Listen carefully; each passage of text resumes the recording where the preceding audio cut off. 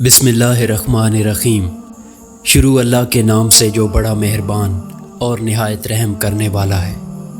آدم علیہ السلام کے دنیا میں آنے کے بعد ان کی اولاد آدم دنیا میں خوب پھلی پھولی، لیکن ایک مدت گزر جانے کے بعد وہ لوگ خدا کو بھول چکے تھے اور ایک خدا کے بجائے انہوں نے مٹی اور پتھر کے کئی خدا بنا لیے تھے۔ نہ صرف ان کی عبادت گاہیں بتوں سے اٹی پڑی تھیں، بلکہ ہر گھر میں بت رکھے ہوئے تھے جن کی وہ پوجا کیا کرتے تھے اور ان سے مرادیں مانگا کرتے تھے۔ نوح علیہ السلام نے اپنی قوم کو اللہ تعالیٰ کے احسانات جتلا کر سیدھے راستے پر چلنے کی تلقین کی اور اس بری راہ سے منع فرمایا۔ ان لوگوں نے حضرت نوح علیہ السلام کا مذاق اڑایا اور کہا کہ بھلا یہ تو بتاؤ کہ تم نبی کیسے بن گئے؟ تم تو ہمارے جیسے گوشت پوست سے بنے ہو اور ہم میں ہی پیدا ہوئے ہو۔ تم میں ایسی کون سی چیز ہے جس سے ہم تمہیں نبی سمجھیں؟ اور اگر خدا کو نبی بھیجنا تھا تو وہ کسی فرشتے کو نبی بنا کر بھیجتا۔ نوح علیہ السلام نے اپنی قوم کو اللہ تعالیٰ کے احسانات جتلائے اور کہا کہ تم کو چاہیے کہ ان بیکار بتوں کی پرستش چھوڑ کر ایک خدا کی عبادت کرو، اور میں اس کی تم سے کوئی اجرت نہیں مانگتا، تمہاری بھلائی کے لیے تم کو نصیحت کرتا ہوں۔ نوح علیہ السلام نے کوئی 950 سال تک اپنی قوم میں وعظ و تبلیغ کی اور کوشش کی کہ وہ خدائے واحد کے سچے پرستار بن جائیں، مگر ان پر کوئی اثر نہ ہوا، بلکہ حضرت نوح علیہ السلام وعظ فرماتے تو ان کو مذاق مستی میں اڑاتے، کانوں میں انگلیاں ٹھونس لیتے تاکہ ان کی آواز کانوں میں نہ پہنچ جائے۔ صرف چند لوگ تھے جو آپ پر ایمان لائے۔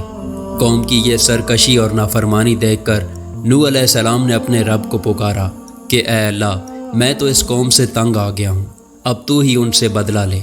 اللہ تعالیٰ نے حضرت نوح علیہ السلام کو حکم دیا کہ ایک کشتی بناؤ، اور یہ بھی حکم دے دیا کہ دیکھنا کہ اب کسی کی سفارش نہ کرنا، اب ان پر ضرور عذاب نازل ہو کے رہے گا۔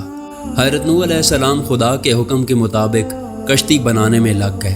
جب آپ کشتی بنا رہے تھے تو قوم کے لوگ اس کا مذاق اڑا رہے تھے، تانے کس رہے تھے کہ کل تک تبلیغ کر رہے تھے، آج بڑائی بن گئے ہیں۔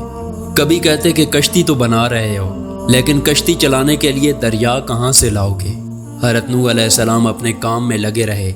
جب کشتی بن کر تیار ہو گئی تو خدا نے حکم دیا کہ اپنے اہل خانہ اور ان لوگوں کو کشتی پر سوار کر لو جو مجھ پر ایمان لے آئے ہیں، اور ہر جانور کا ایک ایک جوڑا بھی کشتی میں رکھ لو۔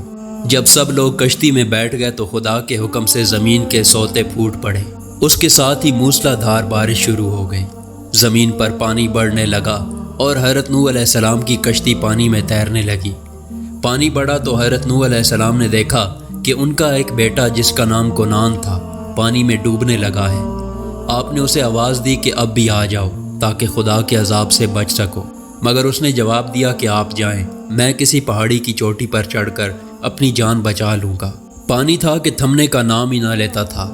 دنیا کے نافرمان اور سرکش لوگ اس سیلاب میں فنا کی گھاٹ اتر گئے، اور حضرت نوح علیہ السلام کی کشتی جودی پہاڑی کی چوٹی پر جا کر ٹھہر گئی۔ اب خدا کے حکم سے سیلاب تھم گیا اور زمین نے سارا پانی اپنے اندر جذب کر لیا۔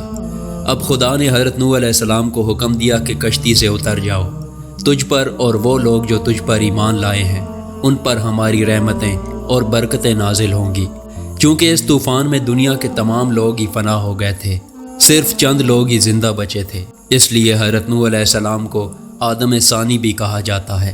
انہی کی اولاد اس وقت دنیا میں آباد ہے۔ حضرت نوح علیہ السلام کے 3 بیٹے طوفان میں بچ گئے تھے کیونکہ وہ مسلمان تھے، حام، سام اور یافس۔